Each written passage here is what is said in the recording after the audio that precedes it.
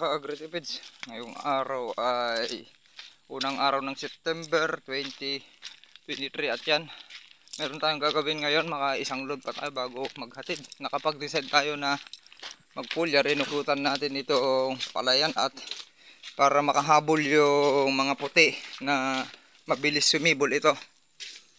Magpupulyar tayo, kasama ko si Pinsan James. Ayun, ipakita ko lang sa inyo para mabilis. Kasi nag-aapura na tayo, maghahatid pa tayo sa school. Ayun siya. Bali, ang ginagawa natin ngayon ay soil spraying. Ayan. Soil spraying. Tapos yan, ayan o, makikita nyo green na green na. Yan, dami na. Nakasibol. Pansin nyo? Para mapabilis yan, mga 2 days yan, makikita nyo puro green na yan. At naglalagay tayo ng soil conditioner at fish amino acid, pagkain ng mga microorganism, at maaamoy na rin ng palay ng mga sabong tanim natin yung ini-spray natin at para mabilis buminat. Mapapansin nyo marami na yun, no? Kahit doon ka, para matulungan natin yung mga puti-puti pa na susibol para makahabol, dahil nga medyo may delay. At ngayon ay hahabulin natin gamit yung soil spraying natin na organic. Okay, sharing soil conditioner, probiotic and soil conditioner, itong ginagamit natin, plus FPA yan. Pare-parehas na yan. Okay, sharing. Let's go. Ang dose pala natin, ang rate natin, dahil sa soil tayo, naglagay lang tayo ng nagtimpla na tayo dito. Ito yung kinuha natin dyan, ito yung tinimpla natin. Tapos naglagay tayo ng 4 na yung takalan ng Frontier 100 ml yan, 4 na ganyan yung linagay natin. Okay, sharing. Hindi ko na ipapakita dahil nag-aapura, baka sakali mamaya pagbalik ko. Namin nagpulyar ni Pinsan James yan, tag-isa kami. Ito yung namin, binidyo ko kanina, hindi pala nag-play. Ito yung sobra namin. Ayan, nagtimpla tayo kanina dyan. Bali yung ginamit ko na, kasi nga soil conditioner yan, probiotic, microbial inoculant soil conditioner tinira natin, may fish amino acid, tinimpla ko dyan ay 5 ganito, tapos 4 na yun. Yan, pakita ko, hindi ko video ko kanina mga ka-agri, tapos wala pala. Ayan, okay, ngayon ay September 1 na at ika 6 days ng sabog tanim natin mamayang hapon. At napakaganda yung hybrid natin, sakto lang yung katamtaman lang yung sibol niya. Yun yung maganda, kasi pangit naman yung sobrang kapal. Ayan, sakto lang yung sumibol doon. Abangan nyo sa 2 days pa to, sa linggo, kulay green na lahat ito. Expected dyan na may delay tayo, dahil nga ayaw sumikat ng araw. Tapos yun din yung punlaan natin, na for remedies lang yan. Baka hindi na rin natin magagamit yan, kasi sa base sa evaluation namin ni Pinsan James sa pag-spray, ang daming sumibol, ang ganda ng sibol niya. Ayan, baka hindi na natin magamit, pero at least palakin pa rin. Yan, tinutukan ko na yan ng foliar, yung ginamit din natin yon. Yun din yung tinira natin dyan, probiotic, microbial inoculant and soil conditioner. Ayan, tapos ito, tignan nyo yung lupa natin. Makikita nyo dyan na gumaganda, mangingitim yan, at ang daming organismo. Yung tinira natin, alam nyo naman, may soil conditioner, probiotic, automatic yan na pang decompose na. All in one na yung all in one, insect repellent lang ang wala. 2 in 1, ganon. Tapos papakita ko sa inyo, kasi pakontra yung kanya. Ang dami ng sibol niyan, makaka-green nyo lang makita. Pero dahil nga sa nangangamoy fish amino na itong palayan natin. Ayan o, pansin ninyo, sakto lang yung kapal niya, dahil nga halos 60 kilos lang yung rate natin dito sa inbred per hectares yan.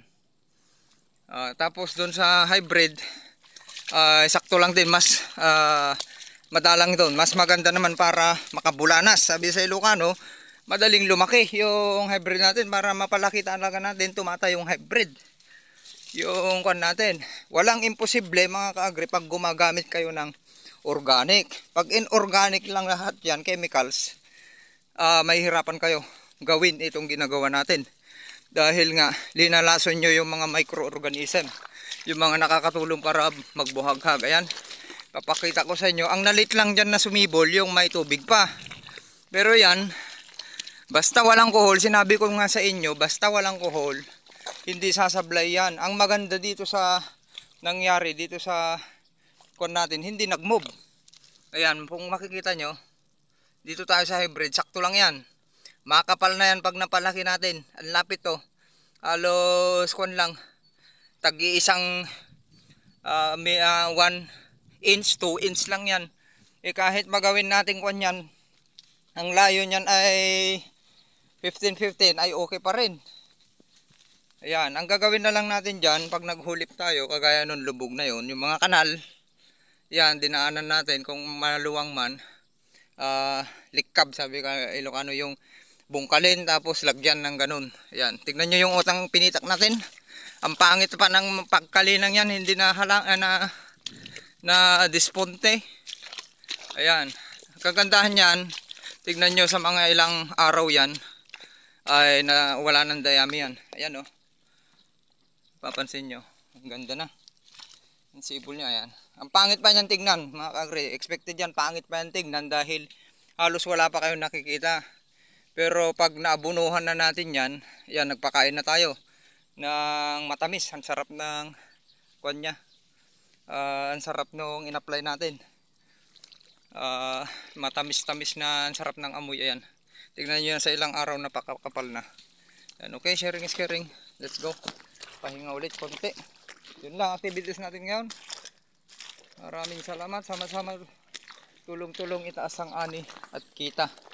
Huwag kalimutang mag-subscribe sa ating YouTube channel, Agritivity PH. Puntahan nyo YouTube channel natin at ipopost ko ulit ito mula nung meron tayo dyan yung videos na talagang naging dagat yan. Ngayon ipopost ko mamaya yung every day. Ika 6 days ngayon at nakasibol na, oh. Ang kapal, nakikita natin. Sharing is caring. Walang imposible sa pagpapalay pag gumagamit kayo ng organic. Kaya i-search nyo rin yung paggamit ng organic. Ang laking tulong. Morning mga ka-agritipeds. Time check. 5:30 na. At ngayong araw ay September 2, 2023. At mapapansin nyo, green na. Yun, nandun. Kaya nga sinabi ko, mga Sunday ay maganda. Napakaganda itong sabog tanim natin dito sa hybrid dahil tayo ang nagsabog dito. Parang transplant to pag lumaki. Napansin nyo, madalang. Ayan, yan. Hindi ko talaga, ayan, nakita nyo, parang transplant to, madaling palakihin, hindi maaksaya sa abono. Ayan, kung mapapansin nyo, sakto yung kapal niya, talagang sinadya natin yan na madalang lang, konti lang. Yung hindi ganun pag nagsasabog ako kasi kahit inbreed pa yan, ayaw ko yung ginagawa ng iba, yung talagang makapal na ginagawa nilang 100-120 kilos. Hindi ko ugali yun. Kung kaya kong yung pag inbreed 60 kilos, makapal na yun. Kaya itong hybrid kailangan mas malayo yung pagitan pa. At mapapansin nyo yung mga sumibol, napakaganda. Sakto lang yung kapal niya, medyo malayo konti. Malayo talaga, unlike sa sabog tanim na malapitan. Ang ganda.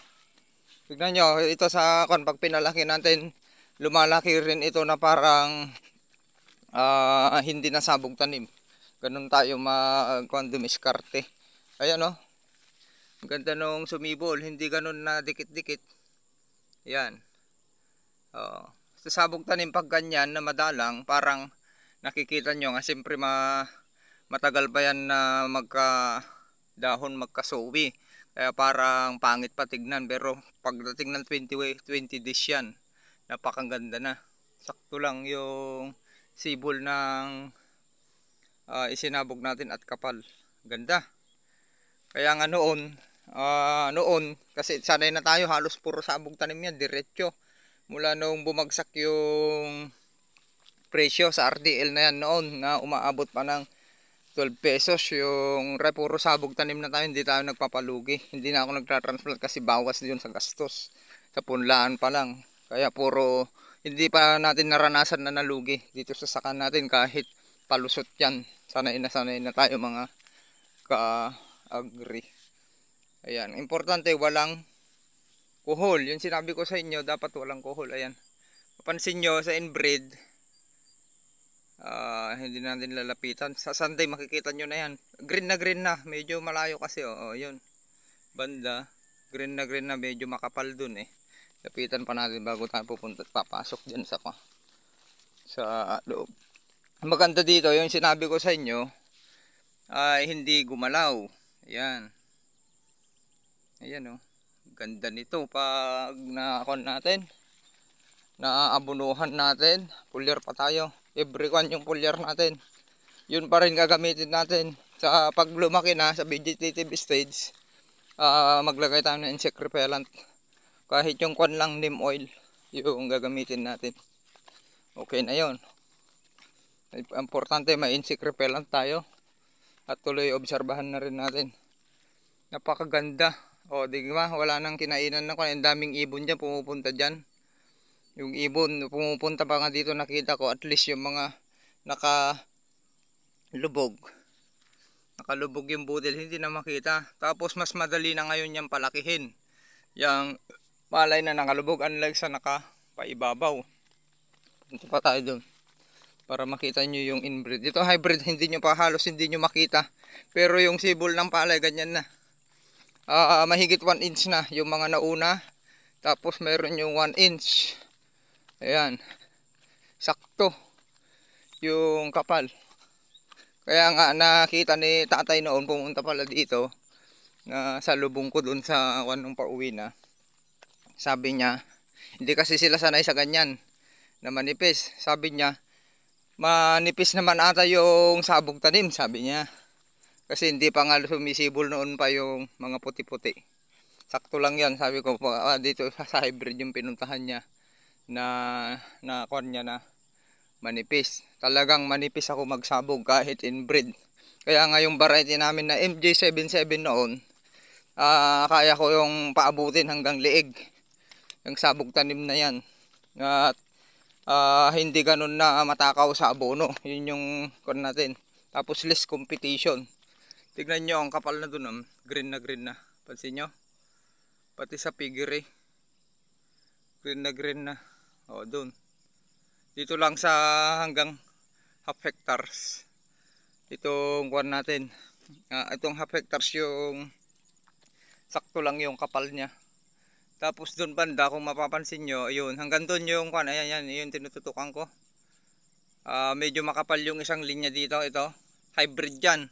Tapos yung inbred, pinaghalo ko yung variety dyan. 13 days naman sila. Tignan natin kung may mutation na mangyayari dyan. Kung may mutation na mangyayari dyan sa tanim nating hybrid at inbred, napakaganda. Kukunin natin yung magiging anak nila. Okay, sharing is caring. Na. At least wala na kayong wala nang kuhol yan. Hintayin natin kung ito. Hindi tayo magpapatubig muna. Parang kadahin natin ng mabuti. Tapos pag nagpatubig na tayo dito, pabitakin natin konti. Tapos mag-aabono tayo. Ganun ang diskarte dyan. Punlaan natin, purya-purya lang natin yun. Yun. Pang remedy natin, pang hulip. Hindi na natin magagamit yun. Ayoko namang haluan ng inbreed ito para makita natin talaga yung diferensya nila. Kung sino yung mas magaling sa palusot. Diyon mo na masusubukan ilang bagyo yung dadaan dyan. Sama ng panahon. Subukan natin ang galing ng inbreed tsaka hybrid na tinanim natin. Okay. Walang nagpaani ngayon. 17 yung presyo. Bagsak. Nag-stop buying pa ang bayan. Tapos tinignan natin yung sa Facebook, yung sa weather. 5 pala yan na low pressure. Kaya kawawa itong mga nahuli. Okay, sharing is caring. Natin pala mga ka-agri yung sinabog dito sa inbreed na ang rate natin at 60 kilos yung rate natin per hectares. Tapos yung sobra natin kasi doon na 20 ilinagay natin doon, pinangpunla natin, kaya 80 kilos yan. Pero ang kagandahan yan, nung pinalutang natin yung galing sa co-op, sa San Manuel nila Insan Gio Corpus Antonio ay napakalinis. Halos walang lumutang din, parang hybrid din. Talagang na blower ng mabuti, kaya pala sinabi niya na kahit hindi na ilalagay dahil marami nga. Talagang marami, tignan nyo. Ang kapal nitong sumibol. Oh, yan, napapansin nyo, green na dito sa inbreed. Yan, may makikita natin yung diferensya dyan. Yung paglaki ng inbreed natin, tapos yung sinabog kong hybrid sa half hectares na medyo madalang. Tapos, iba tayo kasi mag-isip. Gusto natin may ini-experiment sa banda doon, sa isang linya, yung naguhitan na ganyan ng kalabaw, yung may kanal. Medyo kinapalan natin doon, dinoble natin ng may inbreed. Ayan, ganun tayo magkuhan. Kailangan may experiment pa rin tayo. May experimentation tayo na gagawin bawat cropping na ating ginagawa. Hindi tayo ganun dapat kalikot ng utak natin para tuloy-tuloy na inaaralan natin yung sarili natin. Ayan, pansin nyo? Ayan, abangan nyo. Yung tignan nyo ng kapal. Yung 60, kaya nga pa yan ng 40. Dati nagsasabog na ako talaga. Pinagkakasya ko yan, ilan lang. Ito, nasa lahat na ito, 80 kilos. Ganun, pinagkakasya ko dito sa 1.5. 80 kilos to 60. Yung drum seeder nga 60 lang ang nagamit doon. Kaya niya nun ng 30 kilos per hektarya. Wala, mga 40 pa, 40 to 50 kilos yung ginagamit natin. Kaya sanay na tayo na madalang yung sabog tanim, mga ka-agri, okay? Tapos ang ginamit natin na variety ay 113 days. Bakit? Ganun tayo mag-isip. Kahit may sumibol man na butil dito ngayon sa yung nalaglag ng combine harvester na mga buhay, mga mabibintong na butil, mayroon at mayroon pa rin lulusot doon, lalo't hindi tayo nagpabulok, di ba? Oh, di ba, kabilis 3 to 5 days kaya natin yan mag land prep to sabog tanim. Ginagawa na natin yan matagal na. Kaya yung mga nangangantyaw diyan, tumatawa na lang ako dahil kulang kayo sa experience at hindi nyo nagawa yung kaya nating gawin. Pati yung pagpupulot ng kuhol hindi nyo ginagawa. Pati yung kanal, pangit yung pagkakanal ninyo, kaya kahit na umulan lang ng 2 days, wala na yung sakaan nyo. Hindi na sumisibol dahil sa 3S. Okay, alam nyo na yun sa 3S. Balikan nyo yung mga videos natin. Okay, ganyan yung kon natin. Okay, sharing screen. At magandang happy sharing sa inyong lahat ulit. Okay, 113 days. Kahit sumingit yung SL 19H dyan, 113 days pa rin. Sasabay pa rin dito sa inbreed natin yan. Kung mayroon mang sumibol. Kaya ganun tayo mag-isip. Kaya yung mga nangangantyaw dyan na balabalasa, walang balasa kay ka-agritipid, lalo yung land preparation niya ay mabilisang land preparation. Ilang beses na nangyari sa atin yan. Basta yung bitawan yung palay nasa 105, pwede yun. To 110, 113, pwede yun. Magkakakuan yun, kayang ihabol yun. Basta yung 1 week lang ang pagitan, kayang habulin yun sa anihan. Magandang araw sa ating lahat. Happy farmers! Tara, galaw-galaw na tayo dito. Pakita ko sa inyo. Ganun tayo, namulot na naman tayo kahapon dun sa gilid. Para siya pang pag nagpatubig tayo ay pupunta sa gitna yan. Yun na naman ang problema natin sa paghuhulip. Sa gilid ng kanal dyan sa Pilapil. Mga ka-agritipids, time check alas 5. At ito yung palay na natin, sakto na 9 days ngayon. At kung mapapansin nyo, ayan, sa banda doon, sa inbreed natin ay green na dyan, banda. Malalaki na yung palay natin. Naka-ready na rin tayo na pag umulan man yan, ay pwede na tayong magbitaw ng abono. Okay, ang gagamitin muna natin siguro ay hindi pa natin kailanganin ng sulfate. Imimixan natin ng sulfate para mabilis buminat. Tapos complete fertilizer. Okay, konti lang yung lalagay muna natin dahil hindi pa naman yan maaksaya. Habang lumalaki pa, nagde-decompose yung dayami. Sakto yan sa edad na 20 to 30 days ay may kakainin na. Linulumot yung kwan natin, oh. Kwan pa lang yung kaya ginamit natin dito, foliar spraying, probiotic, microbial, inoculant, and soil spraying. Okay. Tara. Ayan, okay na. Itong sabog tanim natin. Ang kagre. Ayan. Medyo bumalik ulit yung tagulan at ito. Sabog tanim natin, oh, napakaganda na. Time para mag-abono tayo kung tumigil yung panahon. Ayan. Para bibinat ng husto itong sabog tanim natin. Sakto lang yung kapal nito. Yan, napakagandang palakihin. Tapos yung mga ganyan medyo maluwang-luwang, galing na rin dyan. Marami na yung puno. Ihuhulip lang na ganun. Bungkal, hulip. Ganun lang yung gagawin natin dyan. Pag na-perfect natin dyan na hulipan yung mga nabakante, kinain ng kuhol, yung hindi natin nakuhanan, ay napakaganda na. Ayan. Green na pati dito sa hybrid natin. Ayan, parang madalang siya. Sakto lang yung dalang niya. Sakto lang yung dalang niyan. Gandang kwan. Okay, sharing is caring. Pag nakuhanan natin to, pakain natin ng abono niyan. Tapos after 3 to 5 days ulit, foliar tayo ng Pisamino acid na may probiotic at may soil conditioner. At tignan nyo, kabilis bumulas yan. Kuhan natin, mas maaga tayong maghulip. Mas mapaaga tayong maghulip pag mapabinat natin kaagad. Okay? Lahat ng mga may kanal-kanal dyan, yung maluluwang, lagyan natin para walang sayang. Sharing is caring. Tara na. At hapon na. Tapos na yung trabaho natin dito. Go lang ng go, laban lang, maghanap ng pamamaraan, tamang protocol, mahanapan din natin yan. Combine in organic fertilizer at organic foliar and soil spraying para mapababa natin ang gastos, mapaganda natin yung lupa, maitaas natin yung ani at kita. Basta wag lang daanan ng sama ng panahon.